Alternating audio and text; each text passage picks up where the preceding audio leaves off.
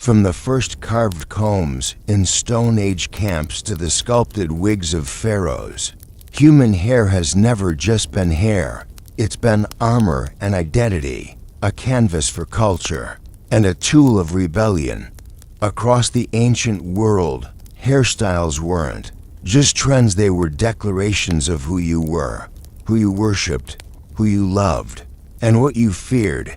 Each twist, curl, braid, or shaved patch told stories that couldn't be spoken, whether knotted high above a noblewoman's head in the Tang dynasty, or matted into the dreadlocks of an Indian sadhu. Hair whispered devotion, power, resistance, and memory. In this journey, we'll explore how ancient societies used hair not just for beauty but as a deeply meaningful symbol of self and society. From temples to tombs, from warriors to widows, this is the story of hair as history. In ancient Egypt, hair was not only sacred, it was strategic.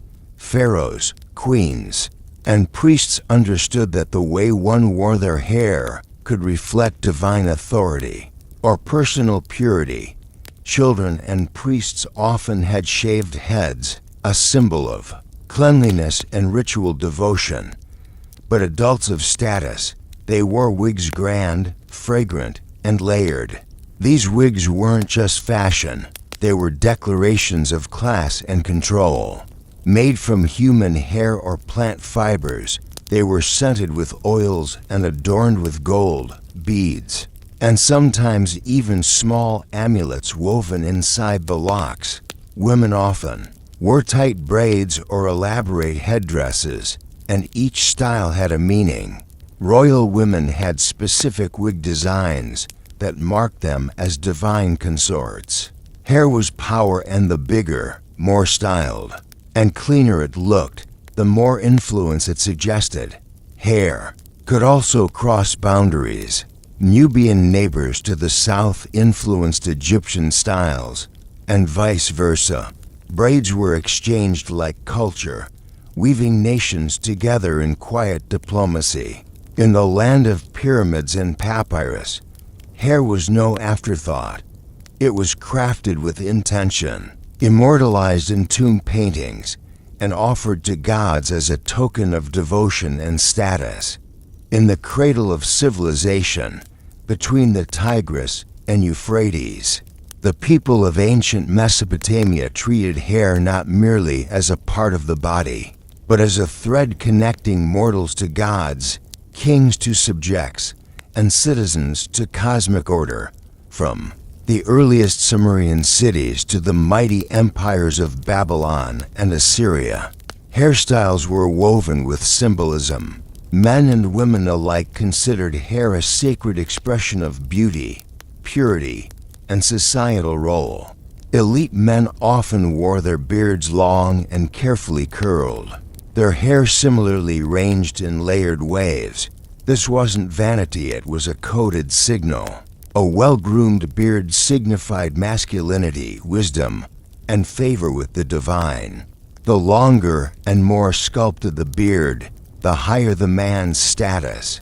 Kings like Ashurbanipal and Sargon were often depicted with beards so intricately styled they looked like carved rope, each curl a declaration of power.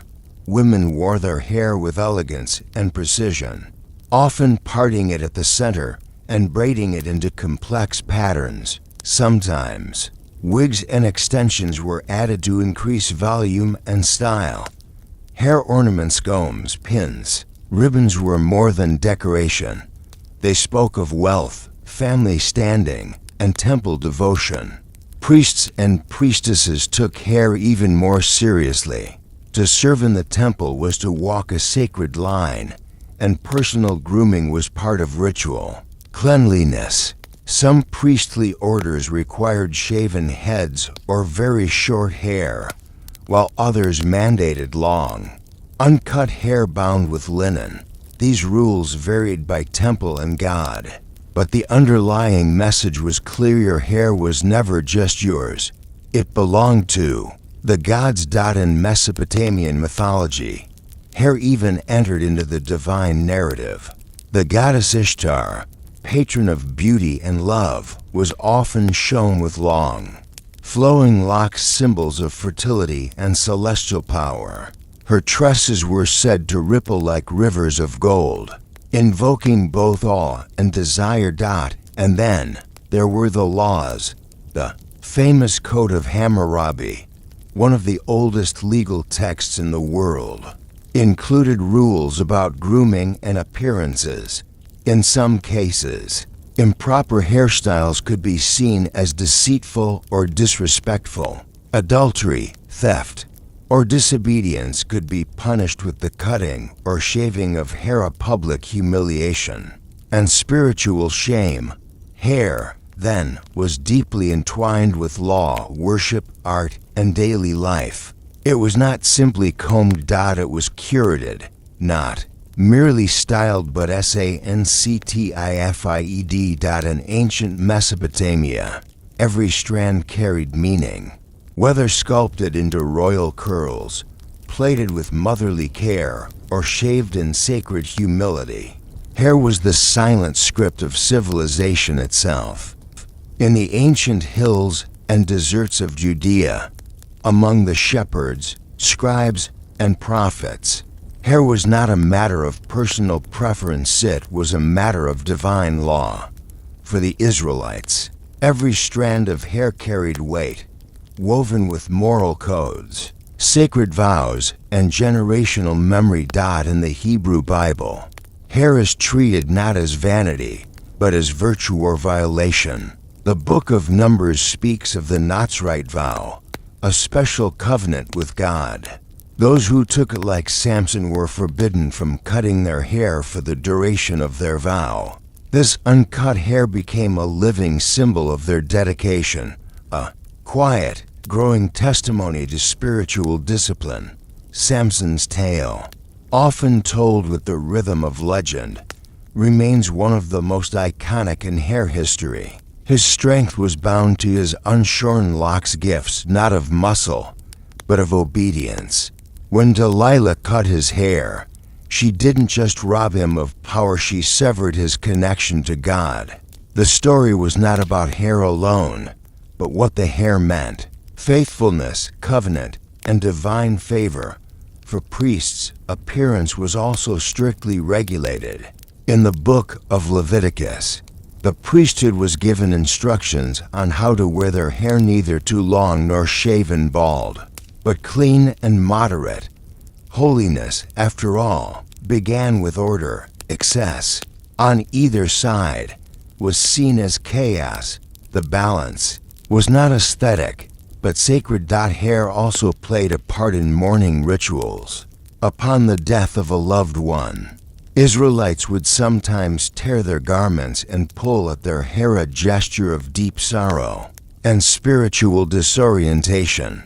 But official law later discouraged these acts, guiding people toward restraint to preserve the dignity of the body even in grief. Women's hair, too, was subject to powerful cultural and religious forces. In private, a woman's hair might be worn freely or braided with care, but in public, modesty prevailed. Married women often covered their hair as a sign of faithfulness and humility. A woman uncovering her hair publicly, or having it uncovered in punishment, could be an act of profound shame, as seen in certain legal passages where exposed hair symbolized accusation or disgrace. Hair was a boundary between the sacred and the profane, the devoted and the defiant, and this theme persisted into the time of Roman rule. Jewish communities held tightly to their appearance, resisting Roman grooming customs.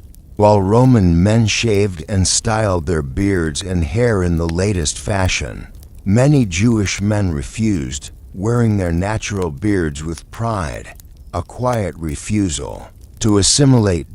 This resistance was more than cultural, it was spiritual. To adopt Roman styles was to risk losing religious identity. And so, hair became a line drawn not just on the face, but in the sand of empire. In ancient Israel, hair was a whisper of holiness, a banner of obedience, and sometimes a protest against the world outside. Each lock was a prayer, each braid a tradition, each cut or refusal to cut an act of faith. In the icy fjords and wine-swept coasts of Scandinavia, where ships split the sea and fire cracked against iron, the Vikings carved not just a legacy of conquest but of hair. To the Norse, hair was not only a reflection of the self, but of the clan, the gods, and the myths that shaped their world. It told tales of bravery and belonging woven into the rhythm of war drums and hearth songs alike. Viking men did not simply let their hair grow wild. They shaped it with care. Braids, top knots, and undercuts weren't modern trends, they were ancient traditions. Warriors often shaved the sides of their heads while leaving the top long and braided. This wasn't just practical for wearing helmets, it was symbolic. It declared readiness for battle, a mark of strength and aggression. Facial hair carried similar weight. Long beards, forked or plaited, were seen as signs of masculinity and wisdom. A full beard told the world this was a man who had weathered winters, survived storms, and stood his ground in raids and rituals. But not all Vikings looked the same. Archaeological finds show that grooming tools were common: combs, tweezers, razors, all made from bone, wood, or antler. Norsemen were far from unkempt savages. Cleanliness and grooming were valued, especially among the upper class. Saturday, or Laugardag, was literally bath day, a tradition of weekly washing and hair care that surprised even their European contemporaries. Women's hair held its own power. Worn long, often to the waist, it was brushed daily, and sometimes woven with beads, ribbons, or bone pins. A married woman typically wore her hair bound or covered, while a young maiden might leave hers flowing as a sign of fertility and freedom. In certain sagas, a woman's hair is undone in mourning or tied up before battle, a gesture of deep emotional or spiritual shift. Hair even flowed into Norse mythology. Thor, god of thunder, is described with a great red mane. His strength was echoed in his hair, a living flame of storm and war. But it is Sif, his wife, whose hair may hold the most legendary tale. The goddess with golden locks, her hair was so precious that when Loki mischievously cut it off, Thor demanded retribution. In atonement, the dwarves forged her new hair from spun gold, hair that would grow like natural strands. This myth wasn't just poetic, it was philosophical. Hair was worth forging anew in divine fire. It was more than adornment, it was honor, identity, and divine connection. Among Viking burial sites, both men and women were sometimes buried with grooming tools. Combs placed near the hands, hairpins arranged with care. Even in death, hair mattered. It went with them to the halls of Valhalla or the fields of Folkvanger. Hair was never an afterthought. It was a battle cry, a love letter, a legend. In the Viking world, a braid could mean bloodline. A shaved scalp could signal war. A beard could declare allegiance to gods long forgotten but not lost. Beneath the endless blue skies and the golden sun of the Nile, where papyrus swayed and pyramids touched eternity, hair was more than vanity. In ancient Egypt it was sacred. In a land where every sunrise echoed the rebirth of Ra, the sun god, hair played a role in connecting mortals with the divine. From the humblest laborer to the highest pharaoh, strands of hair told stories of purity, power, and the eternal cycle of life. Early on, both men and women often shaved their heads. It was not merely a matter of cleanliness in a hot desert climate, but one of ritual purity. Smooth, bare scalps were seen as clean, hygienic, and free from earthly contamination. Wigs, not natural hair, became the canvas for artistic and spiritual expression. And oh, the wigs of Egypt, masterpieces of human hair, palm fiber, and sometimes even silver or gold threads, elaborate, heavy, and layered in geometric beauty. They adorned the heads of royals, nobles, and priests.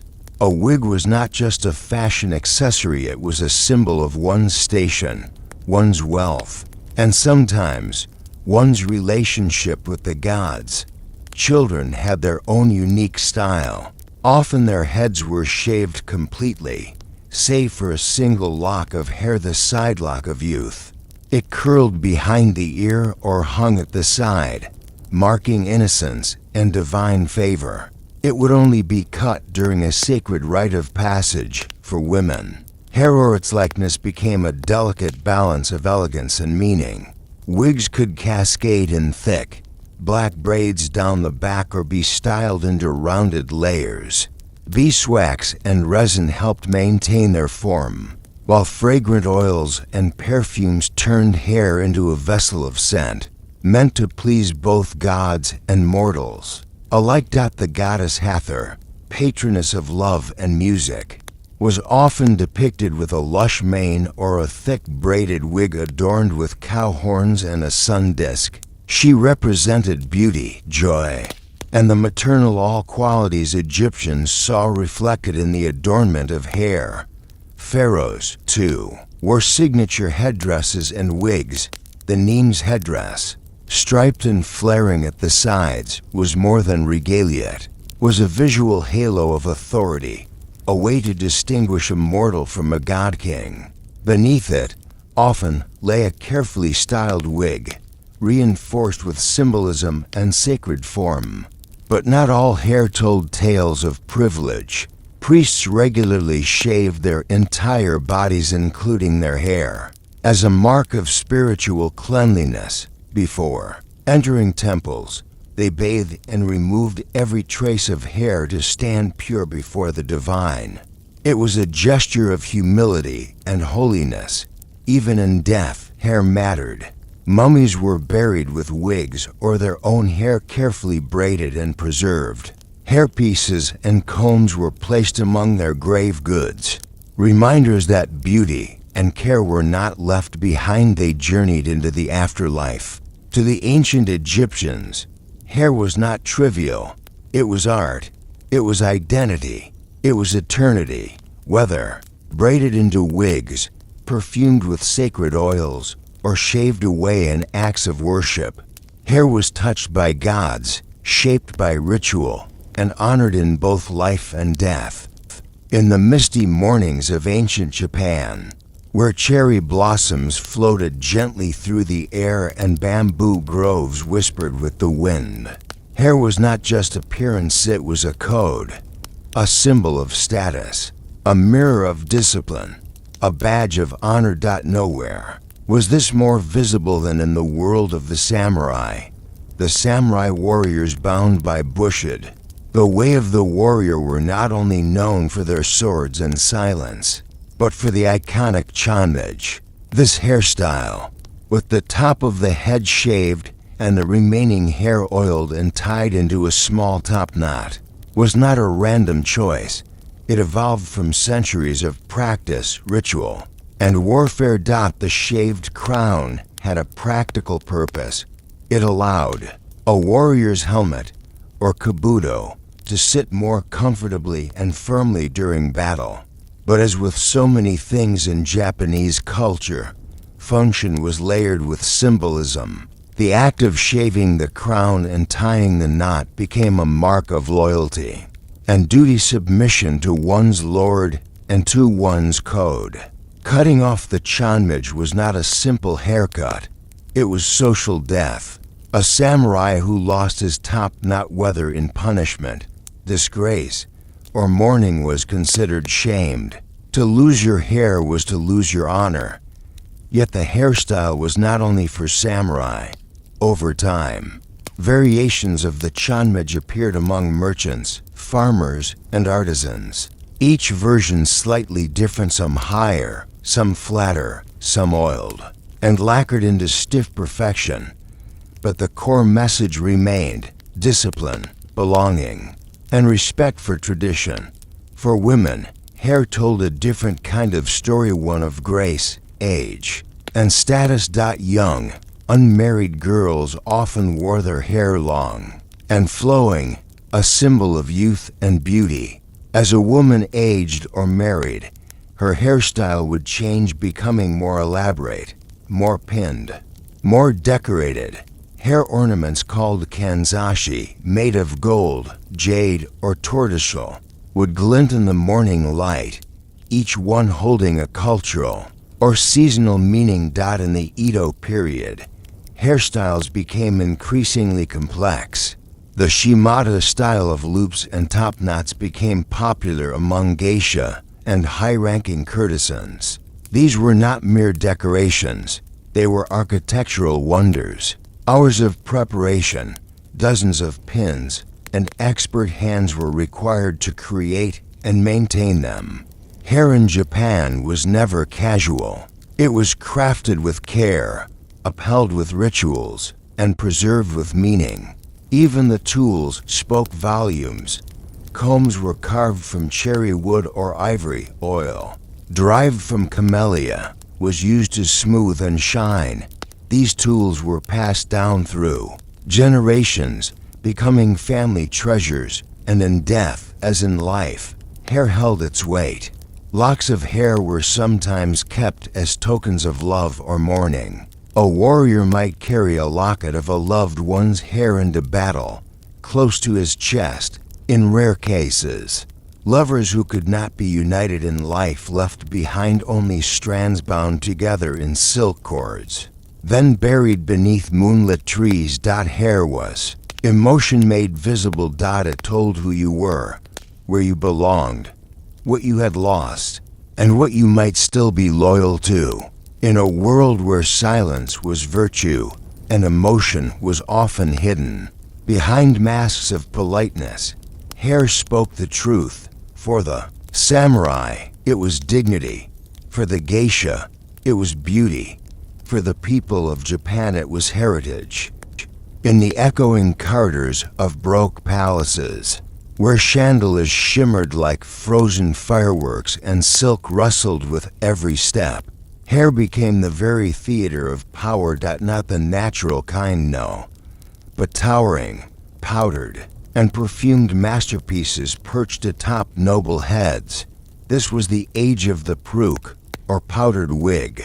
It began modestly enough in 17th century France, where King Louis XIII, facing premature balding, popularized the use of wigs among nobles.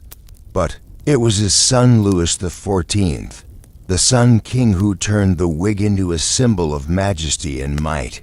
His own glorious mane, artificially enhanced, cascaded in waves of curled locks down to his shoulders, and the court followed. To be noble was to be coiffed. Soon, entire rooms were devoted to hair preparation. Servants powdered, curled, and constructed wigs using wire frames, horsehair, human hair, and wool. These weren't simply styles, they were structures. Some reached as high as a foot above the scalp. The larger the wig, the greater the power. In England, too, powdered wigs became the norm among judges, lawyers, and aristocrats. White powder, often made from flour or starch, was applied not just for fashion, but for hygiene, to mask lice and smell in a time before regular bathing. Men's wigs had meaning: the full-bottomed wig for courtrooms, the tie wig for military officers, even the modest bob wig for middle-class clerks. And women? Their hairstyles became floating gardens. In the 18th century, French noble women wore styles known as poufs massive, upward swept constructions decorated with ships, birds, and miniature scenes of war or romance. One might wear tiny sailing ship, complete with flags, embedded among the curls. These were not just for beauty. They were statements. A pof might honor a recent military victory, or poke fun at political rivals. Hair became political satire, a silent voice, towering above the heads of the crowd. But beyond court, hair spoke more quietly. Peasants, tradesmen, and urban workers rarely wore wigs. Instead, they bound their natural hair modestly. If at all, a woman's hair might be hidden beneath a linen cap or tied in a plain bun. Wigs, in contrast, marked status, distance from manual labor, and elite access to vanity.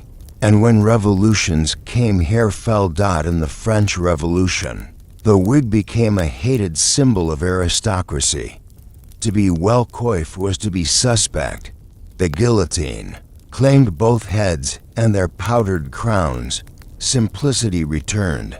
Hair became shorter, neater, less theatrical. Yet, remnants of wig culture lived on. British courtrooms still see judges in powdered hairpieces. Formality, in some cases, still curls its way back into the past. What began as a solution for royal baldness had turned into a continent-wide language of hierarchy. In Europe, hair could place you above the people or right in their line of fire. It was both your mask and your mirror. Across the vast and varied landscapes of Africa, from the dunes of the Sahara to the lush forests of the Congo, hair has long whispered sacred stories, not merely strands, but symbols. Hair in Africa was not only personal. It was public art, tribal, language, and ancestral memory woven into living form. Let us begin in Nubia, just south of ancient Egypt. Often overlooked, Nubian queens like Amanator and Amanashakato wore intricately braided wigs, complex, layered, powerful. Their styles rivaled those of the pharaohs, not in imitation but in declaration. Each twist and bead was a royal decree. I am seen. I am sovereign. Travel westward to what is now Nigeria, among the Yoruba and Igbo people. Here, hair was artistry and ritual. Young girls' scalps became canvases for delicate cornrows, coils, and symbolic patterns, each reserved for specific roles: a bride, a warrior, a priestess in training, and those who created them. Hairdressers were not beauticians. They were keepers of knowledge, spiritual intermediaries. To allow someone to touch your hair was to entrust them with your very essence. In Namibia, among the Hema people, hair was sculpted in red clay, a paste of ochre and butterfat, rich in iron and meaning, coated every braid. It was protection. Yes, from the harsh sun and dust, but also a badge of identity. Puberty. Marriage. Motherhood. Each chapter of a woman's life shaped her hair anew. It was not vanity. It was biography. But the most haunting stories of African hair are those forged in defiance. During the transatlantic slave trade, enslaved Africans carried only what memory could hold, and hair became resistance. Cornrows were more than convenient. They were maps. Yes, maps. Braids were styled in specific patterns that mimicked escape routes or denoted safe houses. Some concealed seeds within them, literal seeds of future survival hidden in plain sight. Braided close to the scalp. When voices were stolen, hair spoke. And though colonial powers tried to erase traditional African styles, branding them primitive or uncivil, these styles endured. In secret, in family, in ceremony, shaved heads often marked mourning or transformation, while dreadlocks, still worn by warriors and spiritual leaders today, symbolize divine strength and refusal to conform. African hair was sacred, A code, a crown, a quiet, active revolution. And now, centuries later, these traditions rise again on fashion runways, in classrooms, in film, and protest unapologetically reclaimed. To braid, to twist, to lock is not just to decorate. It is to remember. To say, we are still here, and we still speak through every curl and coil. In the land of marble temples, epics, and myth, hair was not a trivial detail. It was a mirror of virtue, of intellect, and even of divinity itself. Let us wander through the streets of ancient Athens, where young men trained in philosophy and wrestling wore hair that spoke as loudly as their words. In early Greek times, heroes like Achilles and Odysseus were described with flowing, radiant hair. Calikomos, meaning of beautiful hair. Long, unbound hair on men was once a mark of youth, nobility, and divine favor. But time, as it does, reshaped ideals. By the classical era, the image of the wise Athenian had changed. Now, a tidy, short haircut became the standard of a rational, civic-minded man. The beard, however, remained a philosopher's crown. Plato, Socrates, Aristotle, all bearded, all thoughtful, all composed. The clean-cut forehead signaled reason. The beard hinted at maturity. Together, they whispered, "This man is governed by mind, not impulse." In contrast, slaves or those on the margins of society often had their heads shaved, not as fashion but as punishment or mark of inferiority. Thus, having hair just the right amount and kind was a political privilege. Now, let us cross the threshold of the Greek home where women's hair told a quieter, but no less powerful story. Respectable women wore their hair braided, coiled, and always contained. In public, it was often hidden under veils or scarves, a visual guard of modesty and virtue. Loose hair, that was for rituals, for moments of grief or ecstasy. In the rites of Dionysus, women unbound their hair to step beyond the boundaries of reason. It symbolized surrender to divine madness and sacred chaos. In childhood, Greek girls wore their hair, long and loose. But with puberty came the first major transformation. A braid was cut and dedicated to Artemis, goddess of the hunt and protector of young women. This wasn't simply a haircut.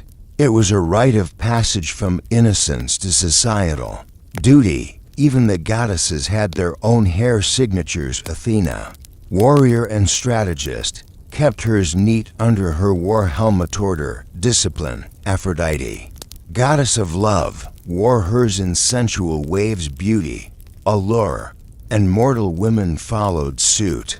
To mimic a goddess was to aspire to her virtues. Hair was divine. Architecture. It shaped identity. It marked transitions. It whispered of one's place in the cosmos.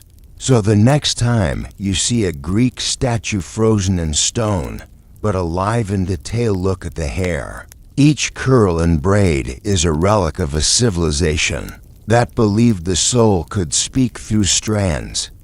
In the vast empire of ancient China, where dragons curled through legends and scholars penned wisdom beneath candlelight, hair was not yours to command. It was a gift, a sacred extension of your body and of your parents, according to the Confucian classic, the classic of filial piety. To harm one's body, including one's hair, was to dishonor one's family. To cut it without reason, a silent betrayal. So, hair was allowed to grow, long, straight, composed. It flowed not with vanity, but with virtue. Let us begin with men. A scholar's top knot was a badge of discipline. His robes swept the floor, and his hair swept the heavens, bound into a neat bun atop the head, secured with a simple wooden or jade pin. This was not just a style, it was a philosophy. Hair unbound in public suggested mourning, or madness, or rebellion. A wild mane could frighten neighbors more than a raised voice. Now, step into the household of a noble family, where a mother carefully coils her daughter's hair into an arrangement that reveals everything: her age, status, and future. Young girls often wore twin buns, a signal of innocence. But upon marriage, the hair was restyled. A single coil, a more refined bun, adorned with gold combs, jade pins, or even silk flowers during celebrations. Hair was communication, more fluent than language during the Tang Dynasty. Hairstyles became theatrical. Court ladies built towering structures on their heads, bouffant styles adorned with phoenix pins, ribboned loops, and fragrant blossoms. These styles echoed wealth, taste, and dynasty.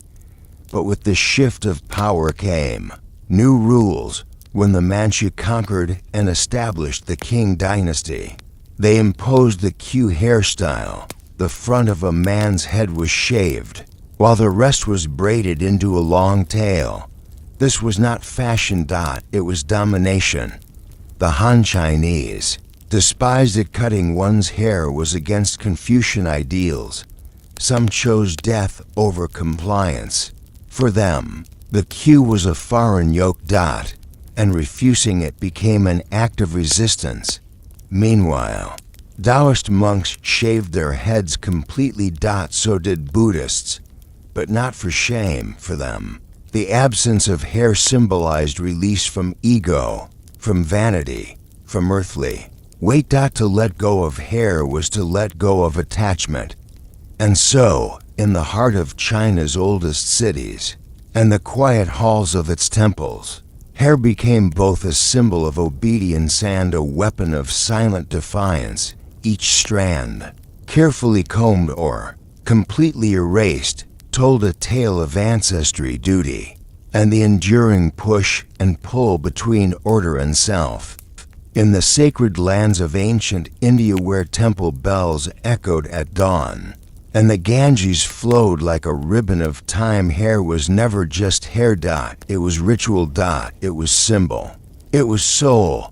Let us begin with the sadhus, the wandering ascetics. These were men who had given up family, home, and name in pursuit of the divine. They let their hair grow wild, never combed, never cut into thick, matted dreadlocks called yada. This wasn't neglect. It was spiritual discipline. The yada mirrored the locks of Lord Shiva, the god of destruction and rebirth.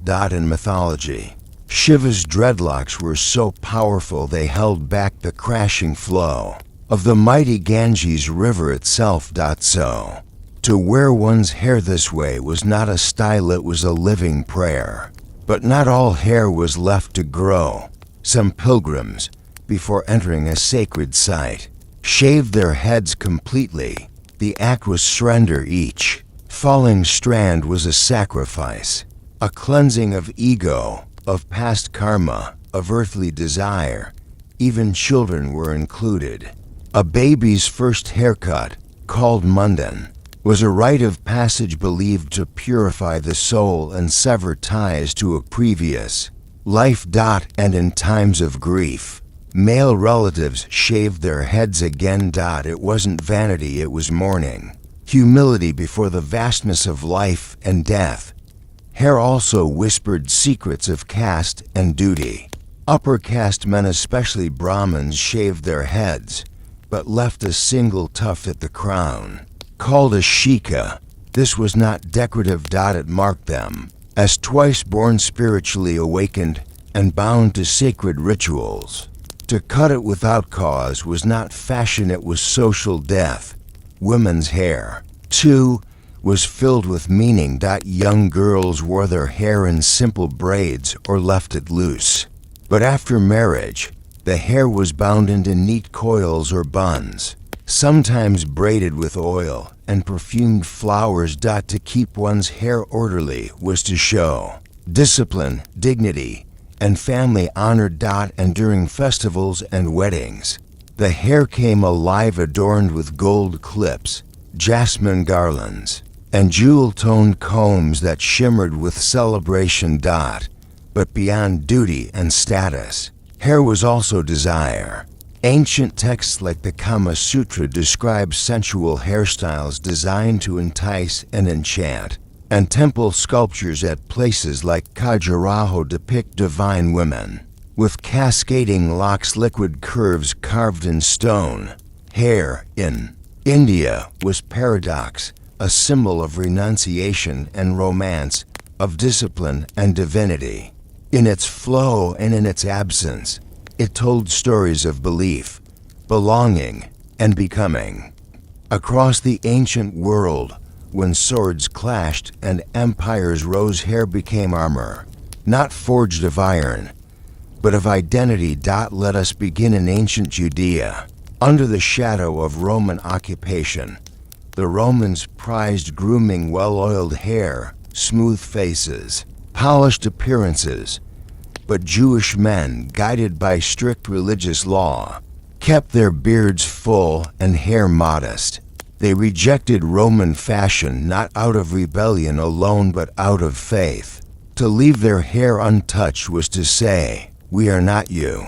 In a world that demanded conformity, this was defiance, quiet, but unyielding.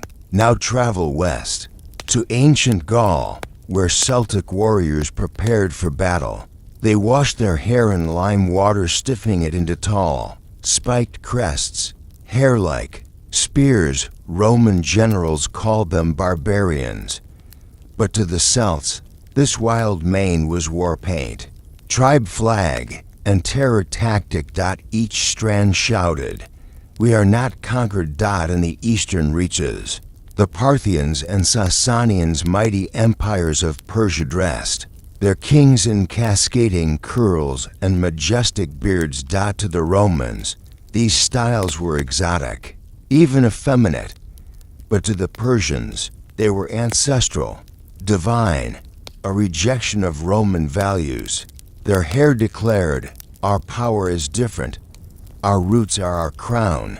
Even among the enslaved, hair refused to be silenced. In ancient Greece, and later across the Atlantic in colonial empires, the enslaved were often forced to shave their heads.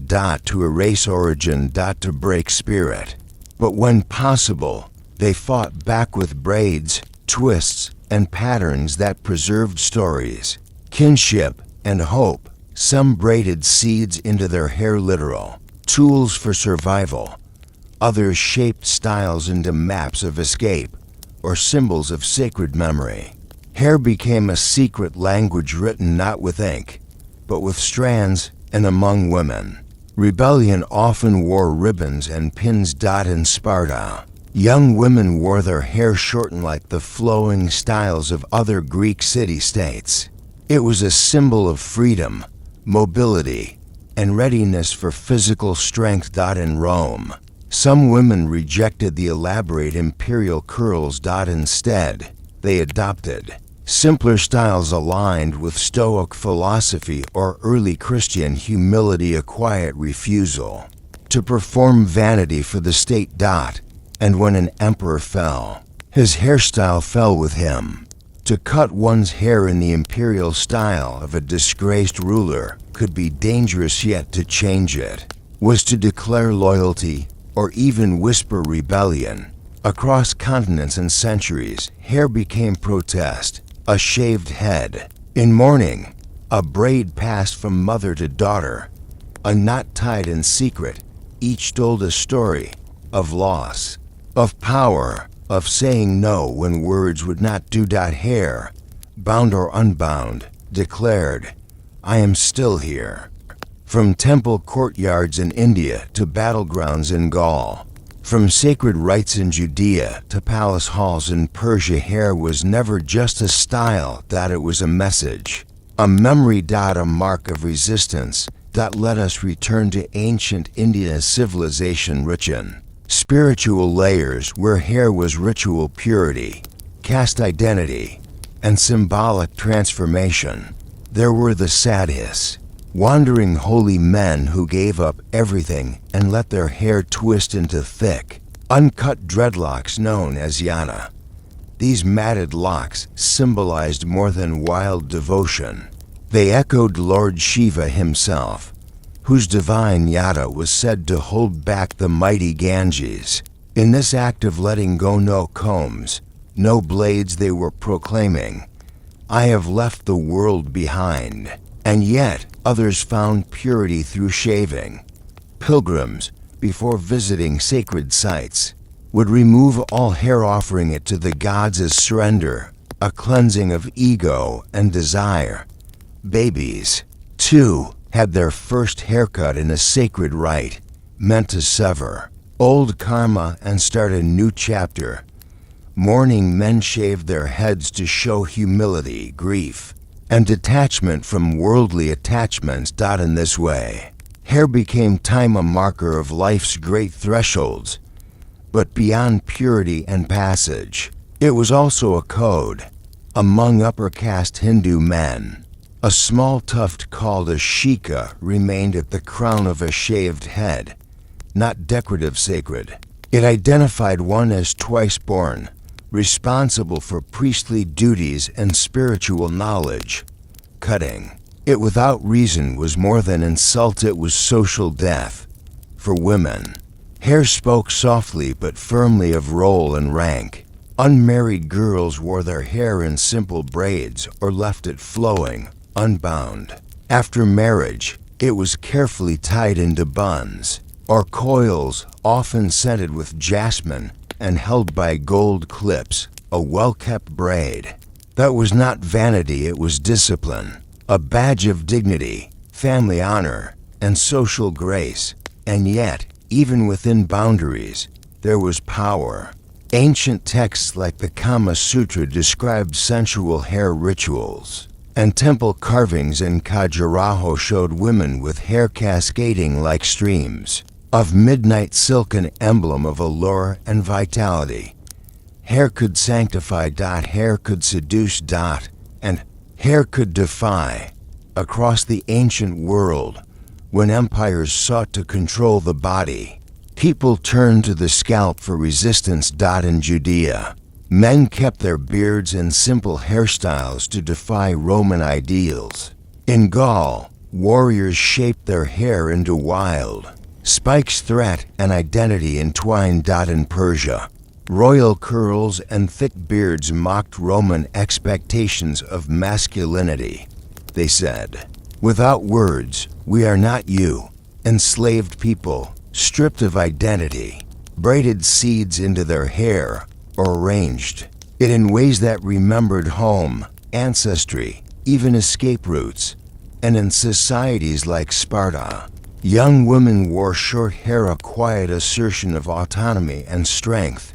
Even within Rome, fashion became protest. When a tyrant fell, his hairstyle could betray you. To wear or reject a court style became a political act. In every age, the scalp became a canvas of rebellion. A braid, a buzz, a twist. These were not just styles, they were scripts. They told of faith when prayers were forbidden, of grief when tears ran dry, of protest when speech was peril. Hair could whisper, hair could scream. When voices were silenced, the strands still spoke.